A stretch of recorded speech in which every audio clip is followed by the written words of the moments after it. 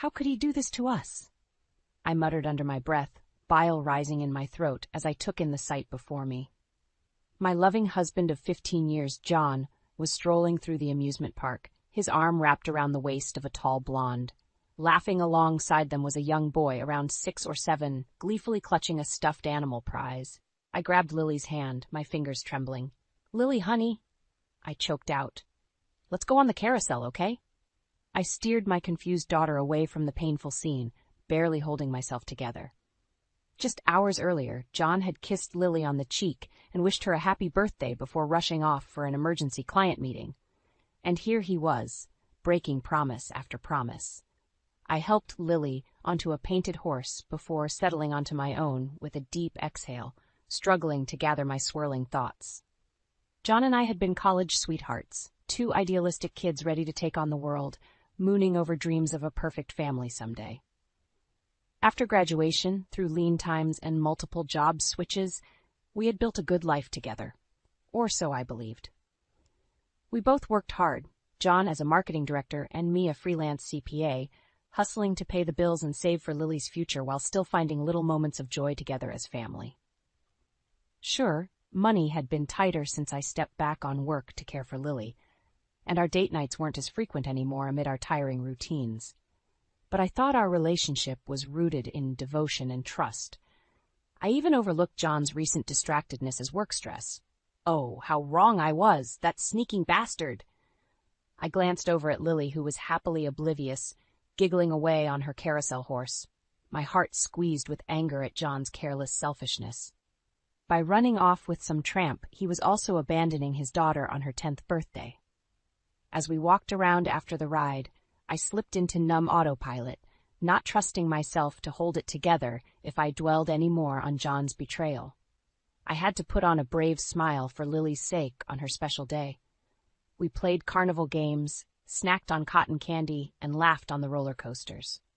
With each passing moment, though, I struggled to bury the simmering hurt and fury. Finally, as we exited yet another ride, Lily turned to me with questioning eyes. "Mom, it's been really fun today, but I kinda thought Dad would be here too." She trailed off uncertainly. "Is he going to come later for the fireworks?" The hope shining through my little girl's face unleashed a floodgate of long-suppressed emotions.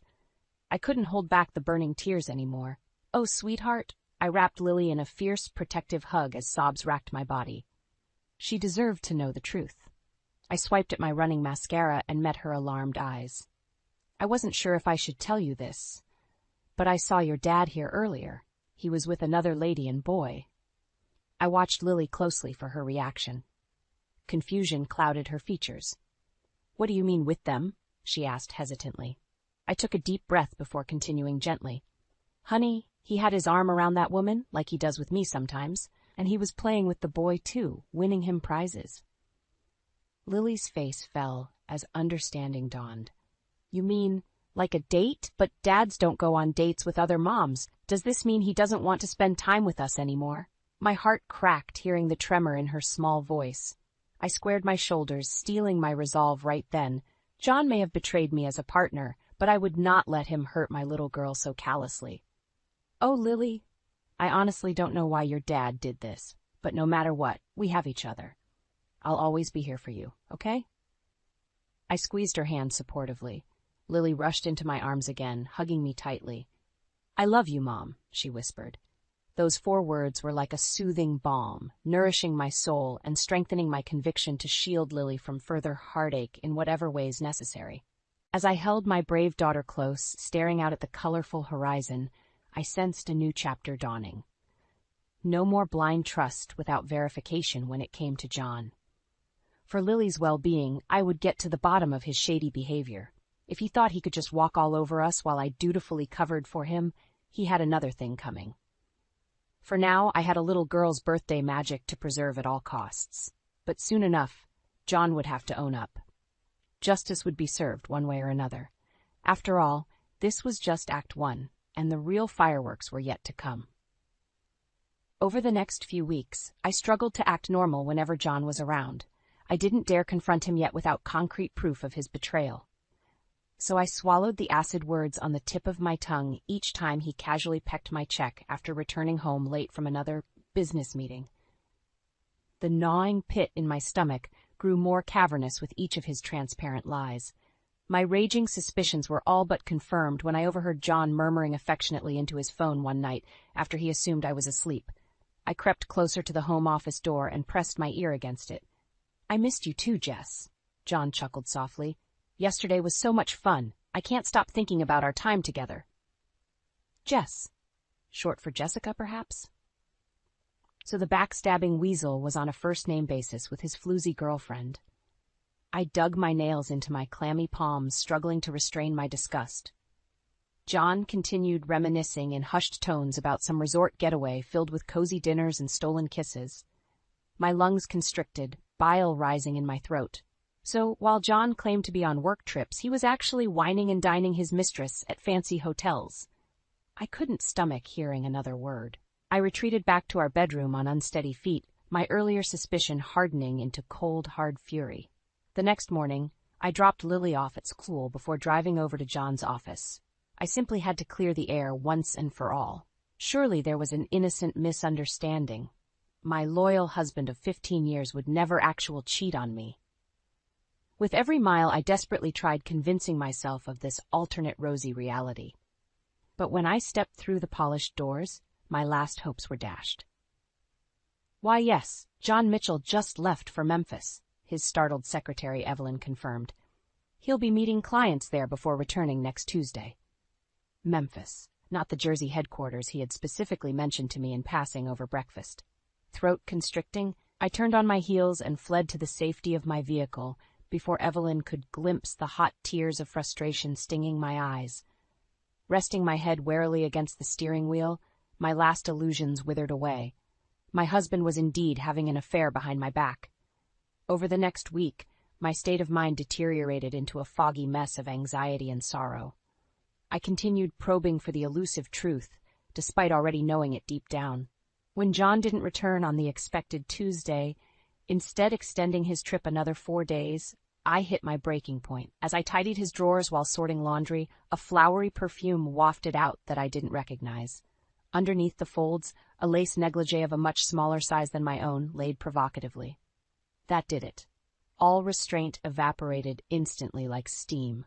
Snatching my purse with trembling hands while fighting angry tears, I convinced our next-door neighbor Jane to watch Lily for the night. Before I lost my nerve, I hopped into an Uber bound for the seedier side of town. It was time for drastic measures. I hesitated only briefly outside room 17B as the muffled sounds of ecstasy leaked under the door. Then, steeling my shaking bones, I boldly pushed inside. The exhibition of twisting limbs and tangled sheets burned my eyes, but I forced myself to keep watching through narrowed slits. No backing down now. I needed to see my cheating scumbag husband in all his whoring glory to file for the strongest divorce case possible. To think I had wasted years of loyalty and intimacy on this spineless loser humping the mattress without a care in the world. As they both erupted into climax, I whipped out my smartphone to capture the money shot. Click, click, click. Undisputable proof of adultery. No denying it now with this lurid footage in hand. "What the hell?" John shouted as the naked woman under him, likely Jessica, let loose an ear-piercing shriek. Their interlocked body parts scrambled to hide under the rumpled covers, but I had already seen enough. More than enough for multiple lifetimes, unfortunately. I smirked vindictively, pocketing my smoking gun evidence as the color drained from John's stubbled features. He began sputtering. "Susan, I can exp," but I slammed the door mid-sentence. Time to finally bust this pathetic cheater with the power of truth. My fulminating heart nearly rejoiced, picturing the fallout headed his way. The amusement park stretched before us in all its frenetic glory, a whirling kaleidoscope of colors under the bright summer sun. I squeezed Lily's hand tightly, hoping to infuse some of my nervous energy into her smaller frame. As we walked through the cheering crowds, nausea churned my otherwise empty stomach. This was it, the confrontation I had obsessed over planning since that sordid night at the hotel. When I stumbled upon John canoodling his busty mistress mid-thrust, I knew my decade-long marriage was finished. Once Lily turned 18, there would be nothing binding me to that cheating scumbag any longer. But I couldn't let my sweet Lily go on believing in her father's devotion any longer either. She had moped for days when John missed her chorus recital to extend his work trip. Meanwhile, that two-timing bastard was likely wining and dining Jessica at some five-star restaurant without a care in the world. An acidic fury licked my veins, imagining Lily continuing to pine for her father's affection that would never come. No, it was time she witnessed exactly what John prioritized over family. I would finally expose his true duplicitous colors. As we meandered through the park, scanning the swelling crowds, my heart pounded a frantic staccato beat. Where was that rat? Lily prattled on excitedly about rides, but her voice faded to background static against the rushing blood in my ears. And then suddenly, I spotted him. Talking to a caramel-haired woman by the funnel cake stand, his beefy arm draped possessively around her waist. At their feet stood a young boy with a thatch of chestnut hair, likely no older than 7. He was eagerly stuffing his face with confetti-dusted fried dough, getting sugar all over his round cheeks. My fists involuntarily clenched, and I nudged Lily gently. "See that man over there in the red shirt, sweetie?" I softly murmured against her hair. As she glanced over, her eyes doubled in size. "Daddy?" Lily screeched in disbelief. "Who is that lady with him and the little boy?" She whipped her head back and forth between me and John frantically as realization sunk in. Meanwhile, John had heard Lily's cry, his cocky grin melting like hot wax. His arm dropped from Jessica's waist as they spun to face us. I stalked closer, keeping a firm grip on Lily's clammy palm. Halting an arm's length away, I fixed my estranged husband with a blistering glare that could melt steel. "Well, isn't this quite the father-son outing, John?" I spat, vitriol coating each syllable. "Or maybe this blonde bombshell is just your new mommy replacement for when I kick you to the curb." John paled further as a sheen of sweat beaded his pasty skin. "Susan, let me explain," he choked out weakly. I cut off his pathetic sputtering with a disgusted snort as Jessica stared fixedly at the ground. "Save your smarmy excuses. Nothing justifies abandoning your wife and daughter to play house with this home-wrecking bimbo." I growled savagely. Meanwhile, poor Lily looked utterly lost and crestfallen as her fantasy father figure withered before her eyes. Seeing those fat alligator tears shimmering along her lashes fueled my raging inferno even hotter. "Is this why you are always too busy with work to spend time with me, Daddy?" Lily finally croaked out. John's shoulders slumped further as shame painted his features. He reached towards our daughter pleadingly, but she instantly recoiled several steps. "Bug, it's complicated. I never meant to hurt you or Mommy." I quickly intervened before he could poison Lily's mind with more deception. Having my innocent child comforting this cheating trash was unacceptable. Snatching Lily close before she could absorb more trauma, I addressed John with blistering contempt. "You sniveling coward are hereby cut off from our lives. I wasted too many years blinded by your lies already. Let's go, Lily." Keeping my head high, I steered us swiftly towards the park exit without another backwards glance. As we retreated from the battlegrounds, a bittersweet sensation flooded my frayed nerves. I had shielded Lily from further manipulation and uncover the ugly truth as promised. She would undoubtedly have many confusing emotions to process in the coming days. But moving forward, we could rebuild our lives free of John's contaminating presence. What lay ahead might seem uncertain, but embracing this new destiny solo could only lead to bigger and better things. I awoke with a jolt, instantly oriented to my unfamiliar surroundings. The floral wallpaper and lacy curtains were a far cry from my bedroom's simple blue hues. Then the events of the previous night came thundering back. That disastrous confrontation at the amusement park, which ended with John pathetically begging on his knees, a snotty mess of tears and excuses. Jessica and her son had already scurried off by then, not daring to meet my incensed glare. The raging aftermath was truly a sight to behold, apparently, with crowds of spectators gawking. After threatening John with a restraining order if he dared show his despicable face again, I hurried a shell-shocked Lily back home to safety. We collapsed into bed early, emotionally drained from the day's dramatic unraveling. Now, as morning light bathed the cozy cottage interior, I heard a soft rap at the bedroom door. I opened it to find Lily's petite frame swimming in an oversized t-shirt, her blonde curls a tangled bedhead. Wordlessly, I pulled my baby girl close, cocooning her in my warmth. We soon headed downstairs, lured by the delicious scent of Alice's famous blueberry pancakes.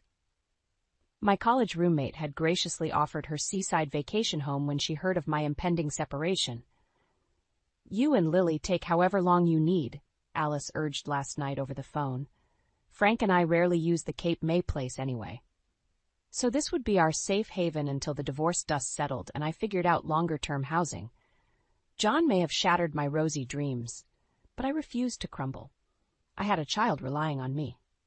After enjoying Alice's fluffy stacks drowned in maple and some much-needed girl talk, Lily wandered outside to explore the beach. Gazing after her through the large kitchen windows, I let out a heavy sigh. My poor daughter didn't deserve any of this ugliness and betrayal after already losing her mother so young. At that moment, my cell vibrated loudly against the granite countertops. I glanced down to see John's goofy contact photo flashing insistently. Speak of the devil himself. Swiping angrily, I answered the call. Might as well rip the Band-Aid off fully regarding where things stood. "Susan!" John's voice crackled desperately through the speakers. "Thank God you answered. Please don't hang up." Rolling my eyes in disgust, I growled, "You have 2 minutes, John. Make it quick." "I just wanted to explain everything. This whole mess with Jessica just got out of hand." He rushed on, not bothering to hide the desperation in his tone. "Please, I'll do anything. Counseling, quit my job, just don't leave." "Are you quite finished?" I snapped sharply. "Why should I believe anything spewing from your lying mouth? Does our decade together mean so little that you'd throw it away for some cheap trollop?" "No, I swear she meant nothing," John sputtered. "It was only a stupid fling. I was selfish and weak. But I want to fix us. Please, Susan, I'm begging you. Think of our family." His words ignited a white-hot fury. I briefly imagined marching over to throttle some sense into that thick, stupid skull. "How dare you appeal to family values after sneaking around behind our backs for who knows how long?" "I saw the text messages and racy lingerie, John," I snarled. "Man up and take accountability for once. Consider this your final notice that I'm filing for divorce." I relished hitting the red end button on his sputtering excuses, feeling fully empowered by my conviction. The rose-tinted glasses had shattered fully, leaving no doubt remaining. Loyalty meant nothing to someone who could lie through their teeth so easily to my face all this time. Well, no more. I refused to waste another minute questioning my worth because of his moral failing. A new life awaited where Lily and I could thrive happily without John's toxicity. My attorney had already been contacted to proceed with the separation filing. Today marked the first strides towards an abuse-free future. Heading back outside into the salty ocean breeze, I joined my daughter constructing sandcastles, the horizon filled with nothing but boundless possibility. I tapped my foot impatiently against the worn linoleum, assaulting the last cold dregs of my coffee. Where was he? John better not stand me up again and leave me waiting here like an idiot. Not after explicitly requesting to meet one last time for closure. Mercifully, the nondescript diner door chimed open then. I spotted John shuffling towards my corner booth, appearing almost timid. Once seated across from me, though, his earlier contrition evaporated instantly. Leaning back against cracked red vinyl, John crossed his arms defiantly. "All right, let's talk. But before you go making any rash decisions, Susan, hear me out. I want shared custody of Lily." I choked on my own saliva. "Excuse me, you must be out of your mind," I countered through wheezing breaths. John barreled on aggressively. "That adorable little girl deserves a father figure in her life. You honestly want to rob Lily of that joy? And disrupt her sense of normalcy even more?" His beady eyes glinted with cunning determination. My fingernails carved half-moon indentations into my sweaty palms under the table. This manipulative snake thought he still could dictate terms? "You lost any paternal privileges cheating on our family, John," I seethed quietly. "Lily requires way more care and attention than you ever provided her anyway." "Oh, please," John snorted derisively. "I may have screwed up recently, but don't pretend it was all rainbows and sunshine before. With you off pampering high-end clients at all hours, poor Lily barely saw either of us most days." His accusations ignited my simmering rage into a full rolling boil. I fought the almost uncontrollable urge to lunge across the table and throttle John's thick neck. "How dare you pin your neglect on my workload?" I spat contemptuously instead. At least those clients guaranteed Lily's school funds, clothes, extracurriculars over the years, things she always had to beg her deadbeat father for. John at least had the decency to appear abashed, picking at non-existent lint. After a charged beat, he mumbled weakly, "Jessica, she made me feel alive again, like before we became bogged down with so many responsibilities." Lifting his eyes beseechingly to meet my stony gaze, he implored, "Can't we just try counseling, Susan? I can't lose you both." I surveyed John's aging visage critically, the wrinkles etching hard lines, bald patch spreading, and paunch steadily expanding. Was this really the same man I fell for years ago when his sculpted arms could effortlessly lift me against his firm chest? That John was long gone, apparently, replaced by this shallow, selfish imposter twiddling his thumbs across from me. I exhaled slowly, feeling the fight seep away. "No, John. Too much damage is done. I saw the real you that night. Your complete apathy at destroying Lily's innocence and trust. As her mother, I refuse to let you keep poisoning her mind and self-worth." Pushing up from the table, I leaned across and fixed John with an icy glare. "Consider this your final notice. If I see you anywhere near me or Lily again, I won't hesitate getting a restraining order." John lunged forward to grab my wrist pleadingly. "Please, Susan, be reasonable. We can still fix this. I need you both." Wrenching my hand back forcefully, I tossed a crumpled 20 on the table that would easily cover both our untouched meals.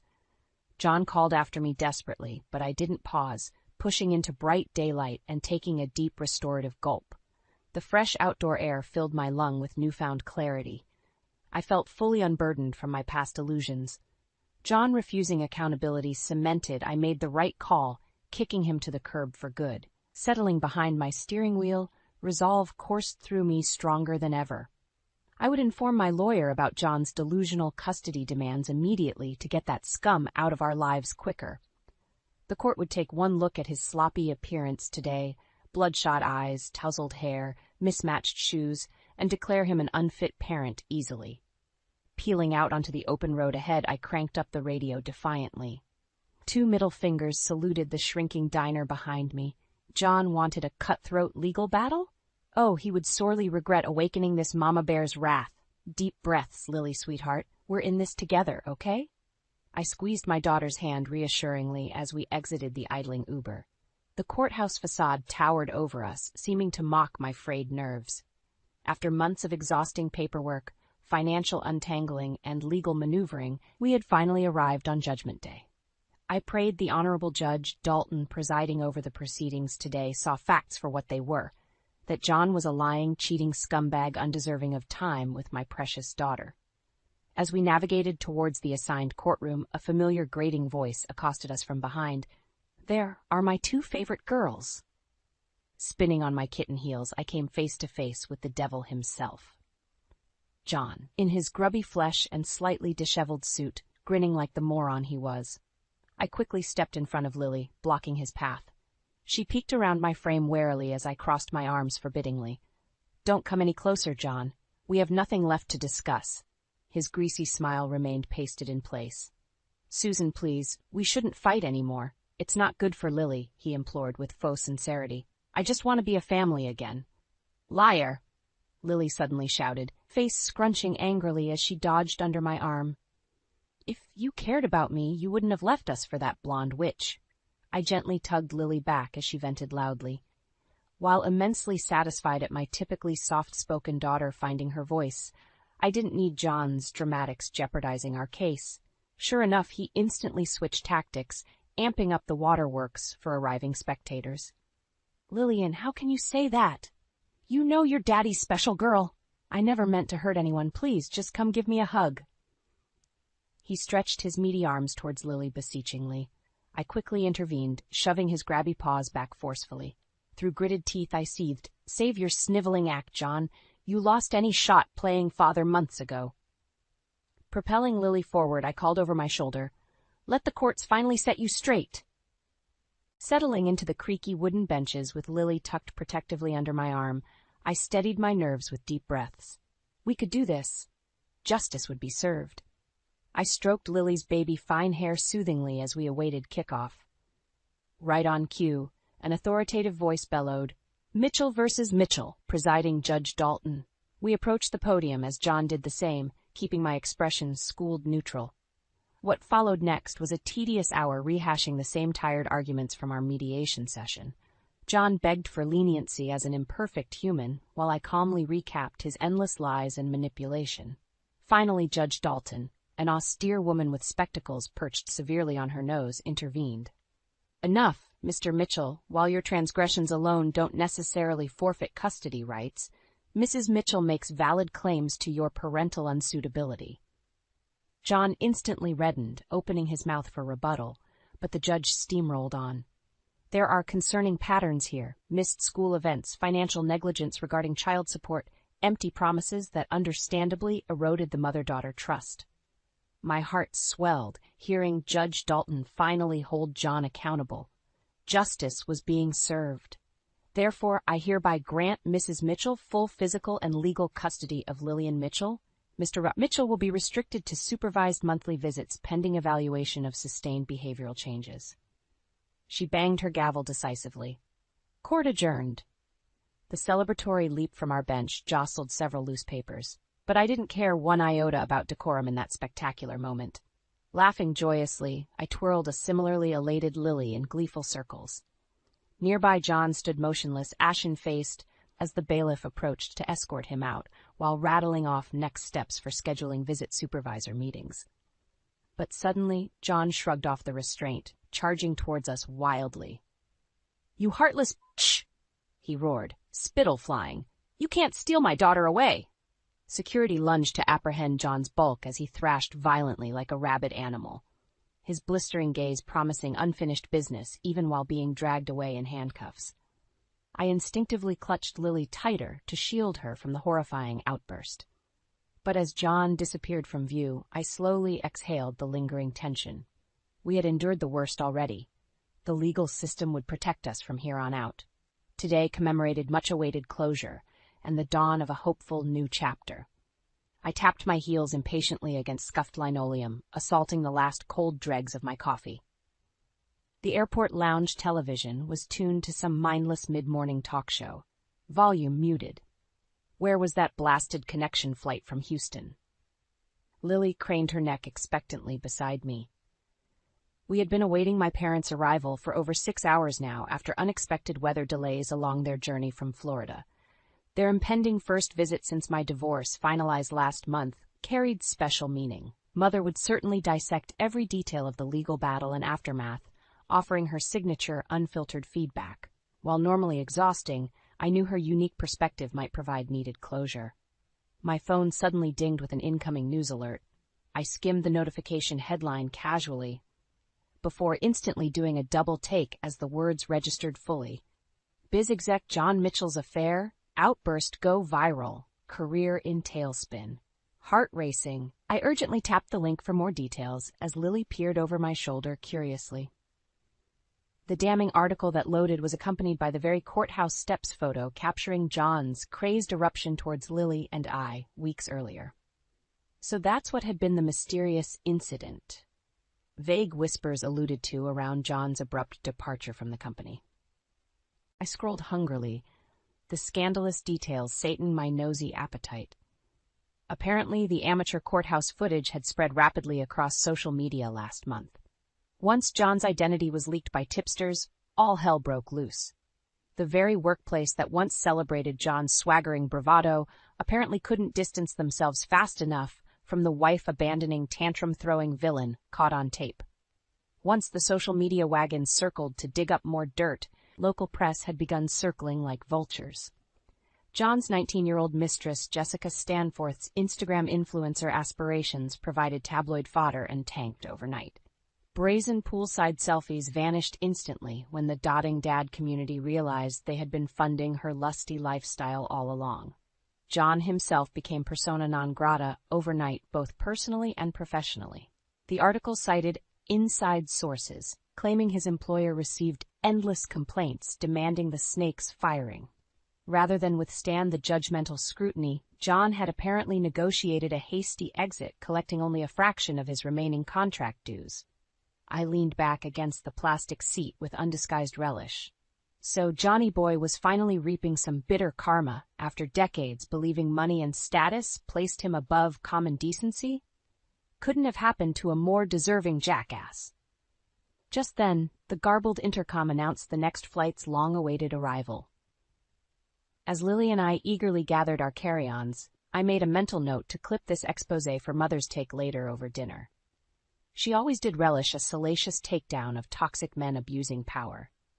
After hasty introductions with the driver holding our name sign, we headed towards baggage claim. I was just pointing out the empty carousel to activate when suddenly a familiar gruff voice bellowed out. "There's my gorgeous girl."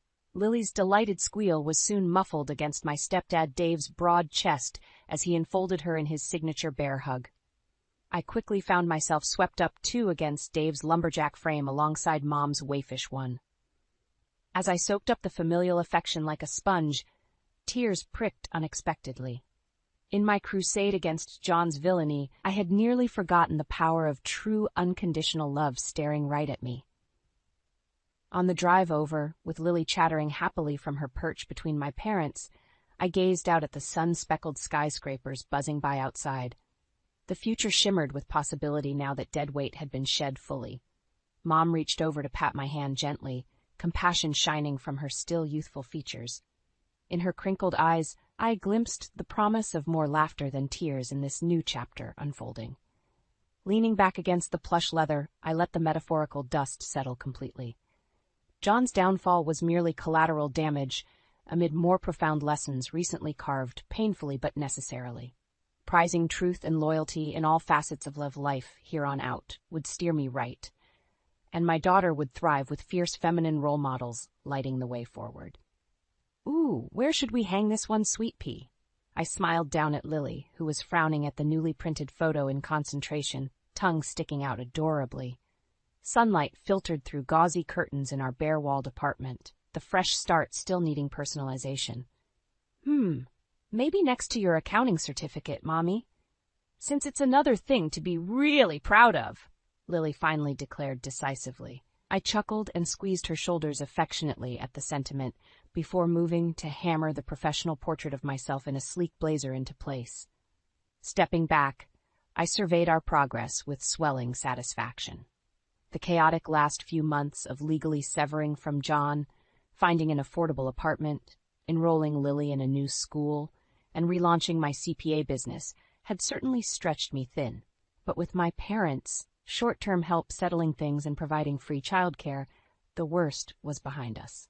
I still grappled occasionally with twinges of self-blame for uprooting Lily's stability, but so far she was adjusting admirably to her new bedroom and school community. And with each personalized fixture we assembled, her canopy bed, customized desk area, art collection, I witnessed our little nest become a sanctuary emitting hints of joyful life again. The strident ring of my cell phone interrupted our interior design planning then. I glanced down to see an unknown Denver number flashing insistently. Brow furrowing, I answered cautiously. Likely just another tedious robocall, I assumed, but instead, a hesitant female voice instead asked, am I speaking with Susan Mitchell? I mean Susan Hayes?" I stiffened warily. Who was this, and how had they tracked down my cell or new legal name change? "Speaking, and you are?" I prompted crisply when she didn't immediately elaborate. "Oh, terribly sorry. I should have introduced myself first. I'm Martha Reed. I was hoping we could talk." She rushed on breathlessly as I struggled placing the unfamiliar name. "Again, you have me at a loss here, Ms. Reed," I countered bluntly, instinctually protective against unsolicited intrusions after the media spectacle lately. "What is this regarding?" An awkward pause followed before Martha replied delicately, as if choosing words carefully. "Well, this is rather sensitive, but I wanted to provide a heads up. I recently left John Mitchell after discovering overlaps in our relationships." I nearly dropped the phone as her shy confession sank in fully. This total stranger had also been entangled with my lying ex while we were still legally married? I stammered incredulously. "Wait, John was dating you while still with me and his little mistress?" Unbridled fury clawed up my throat as the room tilted dangerously. That snake truly possessed zero scruples. Martha made sympathetic noises, seemingly misreading my outrage source. I know it's absolutely shocking discovering his horrid duplicity. I never imagined John deceiving me so callously either, but that courtroom video unlocked the ugly truth. As she prattled on rehashing betrayal wounds, vindication slowly tempered my boiling vitriol. So yet another blameless woman had fallen prey to John's deceitful charm offensives before recognizing his true colors eventually. At least we could commiserate over hard lessons learned about the false fronts certain master manipulators wear. I gently intercepted Martha's tangent at the next natural pause. Well, I truly appreciate you two taking the initiative to contact me and share your experience. It definitely confirms John's pathological patterns. I chuckled mirthlessly before adding, I mainly feel sorry for whichever poor soul gets ensnared by him next once the charm stocks dwindle. We exchanged a few more pleasantries about moving forward solo as strong, wiser women. After securing Martha's number just in case, I finally hung up, feeling fully reinforced in my life redirect. Lily glanced up from her coloring inquisitively, but I just shook my head smiling. No need exposing her innocence to John's endless deceptions. She embodied our bright future ahead rather than past darkness.